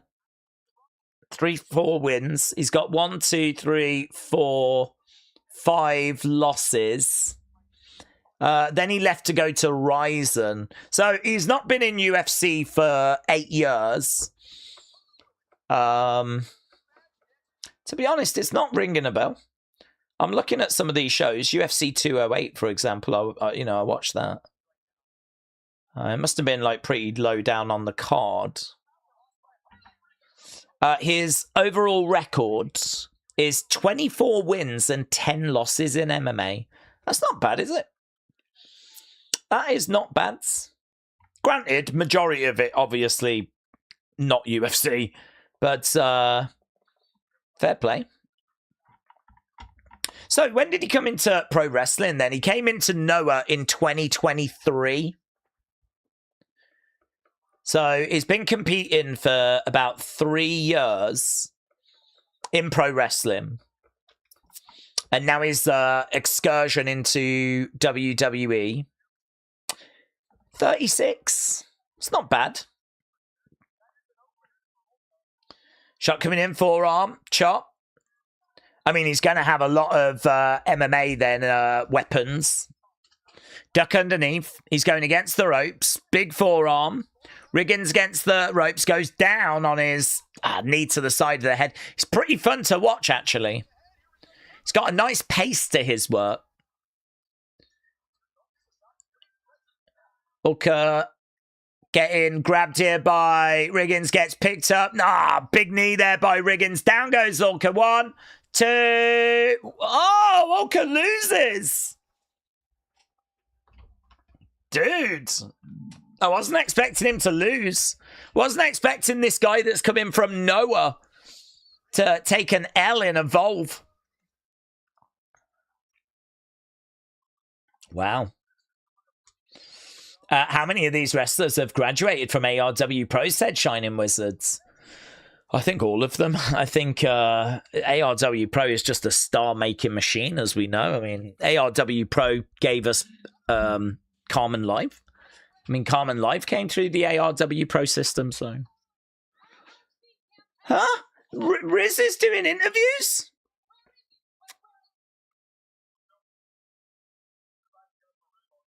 Is she going to start being an interviewer? Or is this just because she's working her way back from injury?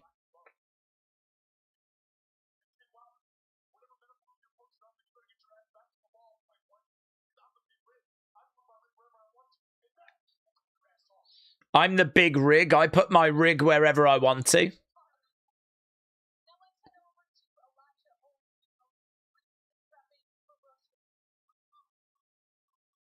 Oh, wow, we got the Riz. The Riz doing interviews. She's the new Chewy.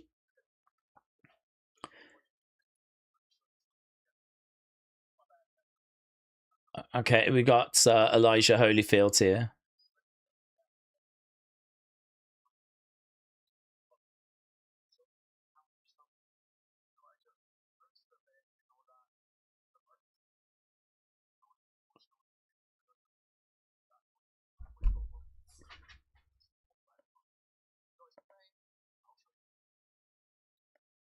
Oh, I kind of like this.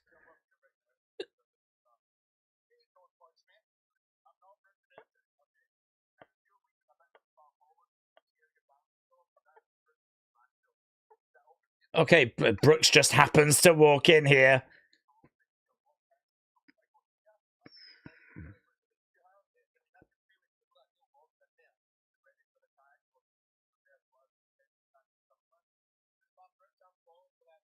I kind of like this vignette, though.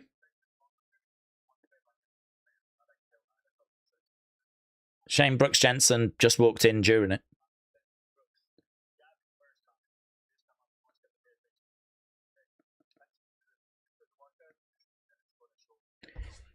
He's flipping shredded, isn't he, Elijah Holyfield? He looks incredible.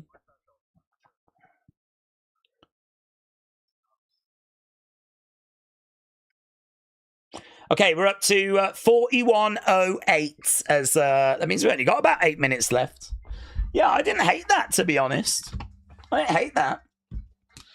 I kind of like. I'd kind of like to see more of that, where people talk about this is how you reverse this, and we actually get vignettes where people are gonna actually grab legs and, you know, kind of show reversals and how you do it and whatever.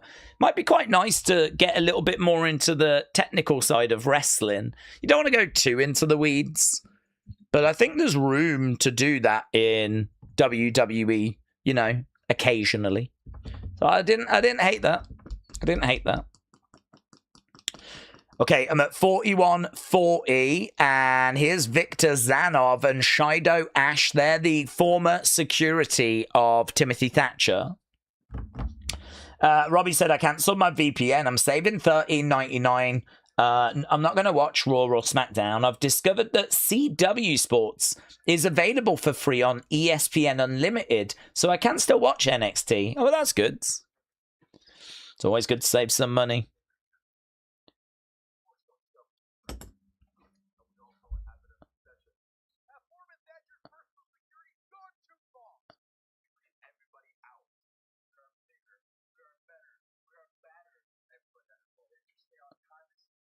Okay, pretty standard stuff here from these.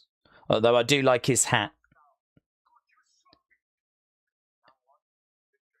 It's very Kazakhstan. It's very Dagestan. It's one of the stands. Okay.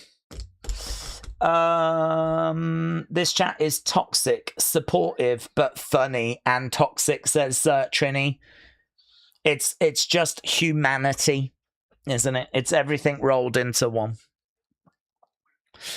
Kendall Gray then winning that NXT Women's Championship and Evolve, taking the credit.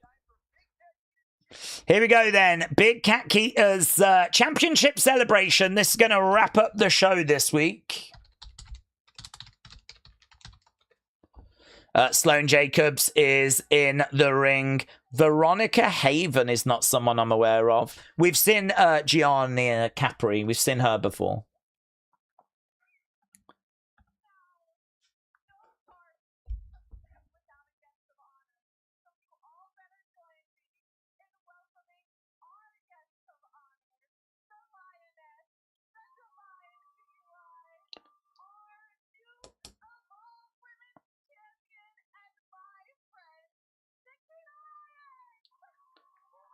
Okay, Nikita coming out.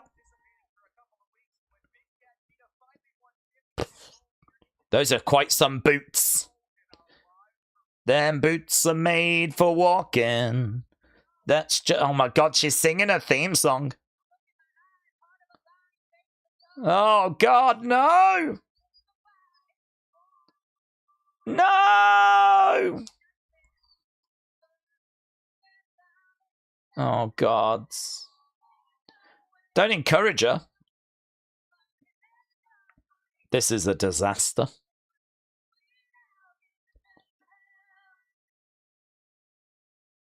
I think her in-ring has got better. She is a heel, and I can confirm she's just as annoying as ever.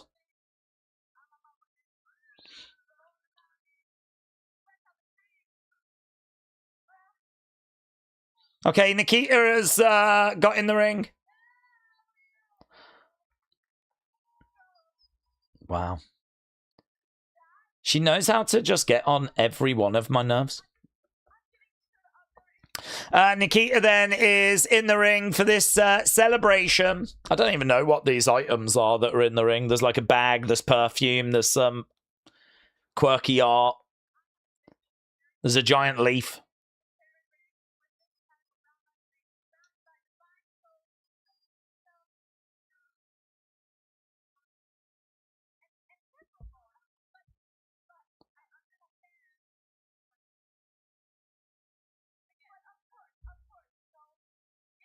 Where's this going? Okay, we got more guests.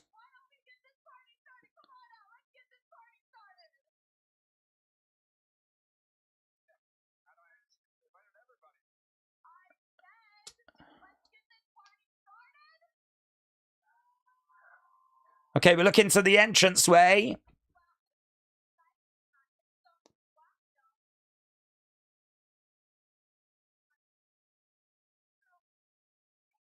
Okay, Nikita's pulling some oracle cards.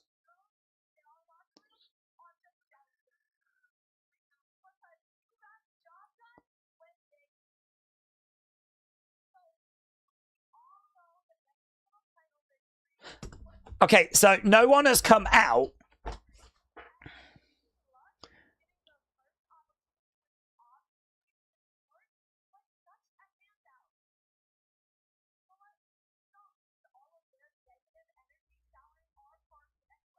Oh, wow. Ren Sinclair's come in.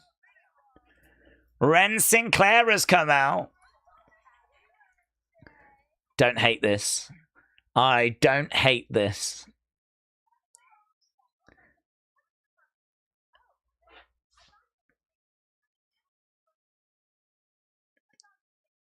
Okay, here's Ren.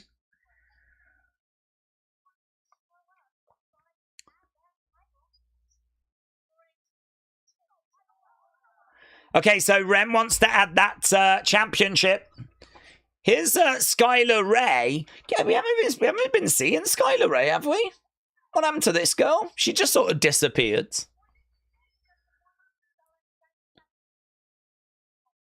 Okay, Skylar Ray's here as well. Layla Diggs. Not down on Layla Diggs. Who cares? 1-800, not me. That's a great shirt. Who cares? 1-800, not me.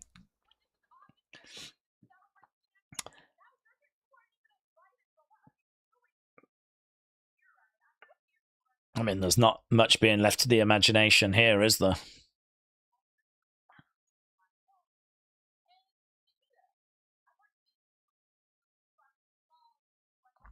I've already beaten you once, Nikita. I'd love to run it back. Gianna stepping up to Layla. Oh, shot coming in from behind. Now we've got, we just got a big brawl here. Ren's in there. Skylar's in there. Nikita's standing there watching all this chaos play out around her. They're brawling and fighting to the back from behind. Laney look. Double axe handle. And Nikita goes through a table. Laney look standing over Nikita. I wondered where we were going. Looks like Laney look is going to be next for Big Cat Keita. I mean, Nikita is really annoying. She's meant to be annoying. She's a heel. She does it really well. I'm definitely rooting for her to lose. I think if you actually look at her in that regard, she's actually a really good heel. If a heel makes you want to see them lose and irritates you, I mean, it's hard to get heat in this day and age. People get so easily offended. So it's hard to get heat. I think she does it really well because I am not a fan of watching her. I mean, her in-ring work is okay. It's improved, but I find her irritating. But I am meant to find her irritating, so my conclusion is she's doing a good job. So actually, when Ren came out, I was like, oh, I'd be down for seeing this, actually. I'd like to see Ren take that title from Nikita. Not sure when we're going to get to that, though, because, of course, then we had a lot of other women come out. So, yeah, it was okay. It was okay. This was a weird week, actually. It's very rare for us to go into a week where we don't quite know what we're going to get. It's very rare for that, where we just don't know what's on the show. So, yeah, I didn't know what we were getting on this week's episodes. And it ended up being a lot of Mog Squad at the start. And, you know, kind of them having matches, whatever. So, a little bit strange. A little bit different. Didn't hate it. I thought it absolutely flew by. I thought this was an episode that you sort of just very easily consume, but it's not an episode that I think is going to live with me very long either, although that tag match was fun. I definitely enjoyed that. So yeah, Evolve continuing to show that it's well worth a glance, well worth keeping an eye on. And I still can't believe that new guy lost. I was not expecting that. I thought he would get the victory, to be honest. But yeah. AB said Skylar Ray coming in like a glitch in the Matrix. I'd forgot about her. Completely had forgot about her. I mean, she teamed up with Shiloh, taking on Stax and Ariana Grace, I want to say around Christmas time or maybe Halloween time. It was at the tail end of last year. And I just don't feel like I've seen her much in 2026. So I'd forgot about her. Miami Max said, I do like Nikita. I think she can be a beast in the ring with those kicks. And she does do good heel work. Love the Bearded says, put her on the main roster. AB said, Daze, Nikita just got added to the mix energy spike immediate. Trini said, when it comes to Nikita, my opinion is pretty girl. I need to go. My friend wants me to do some Minecraft. James, shout out to you. Thanks for stopping by. No cake. Oh, there was definitely some cake from Layla Diggs, to be honest. Layla Diggs brought some cake, didn't she? I believe she did. I didn't notice. Shiny Wizard said, is my boy Stax ever going to win a match again? I'm sure he will. Although I don't feel like he's in a great place right now. He's kind of, it feels a little bit like Finn Balor. You know, Stax was doing some good stuff. And then he's been put in a group and sort of pushed to the side. He's not even like the leader of Birthright. I would say that's Lexis King. So he's sort of in this group and just sort of there. A little bit like how Balor was doing some, you know, stuff on his own. It was okay. And then gets put in Judgment Day and he's not even like the leader of that group. He's just sort of like pushed to the side. So I don't know, man. I don't know what the future's going to hold for Stax. I don't know how successful Birthright's going to be.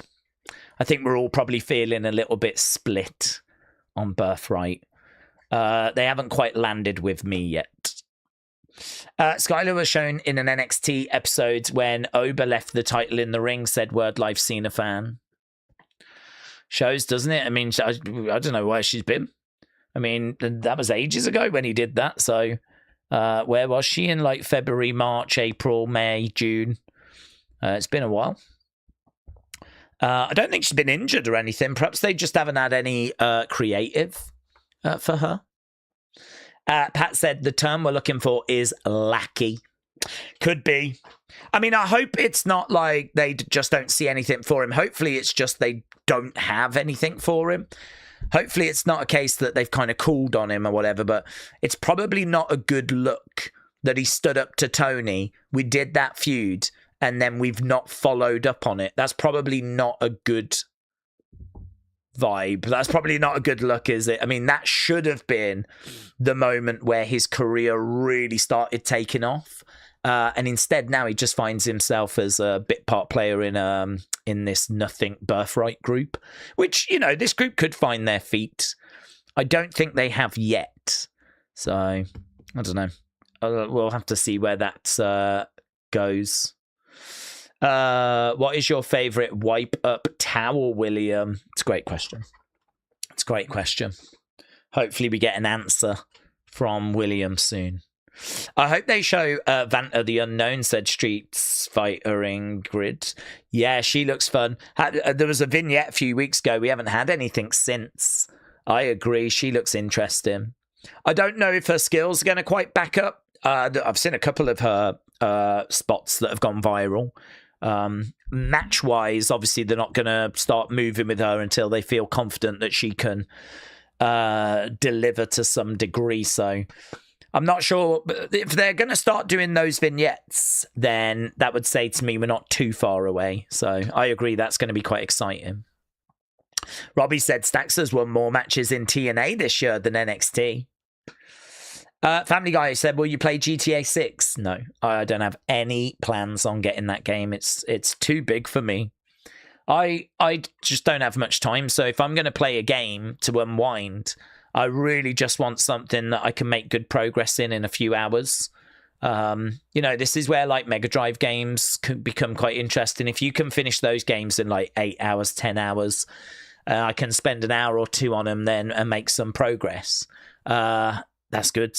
I mean, I don't know how long it would take to complete GTA 6. I don't think they've released that detail, have they? How big the game is.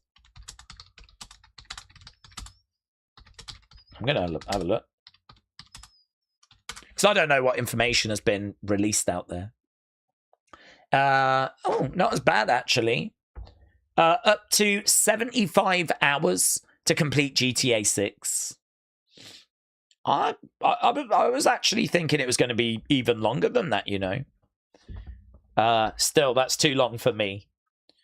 So, it says if you want to fully explore the map, it will be 100 to 150 hours, according to rumours. Industry experts expect 75 hours, 100 to 150 if you want to look at absolutely everything. So, do you know what I mean? I've got my Mega Drive collection here. Each of these games is around about 5 megabytes. So, do you know what I mean? A couple of hours, you're making a lot of progress in these games. That's more my wheelhouse. This is my GTA 6 right here. Right, with that being said, I think we are done. Shining Wizard said one day, can we have a conversation about how many friends we've made here? People from all over the world who just chat and laugh and enjoy the company. For some of us, it's important. You can have that conversation whenever you want, but absolutely you can have that conversation. I feel like the community is always growing and expanding and changing, people coming and going. So, I mean, it's always sort of evolving, it, but it's always there as well. So if you've made a lot of friends, that's fantastic. I mean, that's all we're looking for is, you know, people that are into wrestling, that want to share their thoughts and opinions, chat about where we are, where we're going, likes, dislikes, all of that good stuff, theories. And I think we do a pretty good job. This is why, I mean, I think I'm right in saying that the hour before, 2 hours before Raw and SmackDown and everything, that was brought in during the pandemic because of the fact that everyone was stuck at home. So it just made sense to kind of start earlier and talk about wrestling. But it was so successful with, you know, people sharing their thoughts and comments, theories, questions.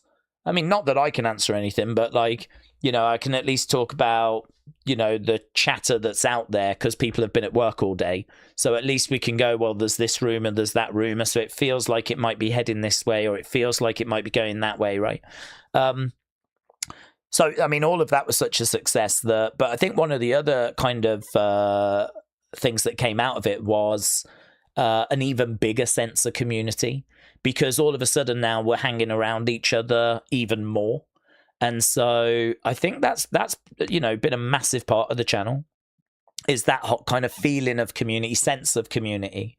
And it's been fantastic. I mean, we don't need to do those kind of extra hours anymore, but we continue to do them because they've been such a success with, you know, I think just hopefully making people feel like they can get their voice heard. And also, you know, it's a place to hang out and you get to see a lot of those kind of familiar faces or names, you know. And I always say, like, you know I waffle and I go off, but I mean, I'm fully aware that it doesn't really matter, because you lot are having your own conversations in the chat. That quite often I'll jump in and see, I have to kind of go through the chats to try and avoid where you're talking to someone else. And do you know what I mean? I love that. I if I could encourage that more, I would. I don't know how I can encourage it more, but this should be a place where people have conversations about wrestling and even non-wrestling stuff. I mean, there's no problem you having a chat with other people. There's people here from all over the world. So, yeah, I love it. It's great. It's good stuff. So long may it continue. And I'm sure it will. Looks like we got a little bit of lag, though. That always happens. We always get a little bit of lag when we start getting a little bit, do you know what I mean? A little bit touchy, a little bit emotional, a little bit loving. The stream doesn't like it. When we start to show love and respect to people out there, the stream starts going, forget this, starts lagging. So we do need to go before this whole thing just shuts down. Yeah, it's going again, look. It's going again. I knew it. I knew we were being too nice. This is why we've got William Hensey. He stops the stream from crashing. Because otherwise it would be too lovely of a place. So with that news, we are done. Awesome. Thanks for joining us. Appreciate it as always. Plans to be back tomorrow for our watch along. I can't remember what the match is tomorrow, actually, so I need to have a look back and see what that is. That's on the members. Then we got the wrestling escape pods. I'm back on that. And of course, we'll be back on Friday for SmackDown. And of course, we're back this weekend for UFC as well. So plenty of stuff on the way. So have a good evening. Appreciate it as always. And I will see you again next time. Bye for now.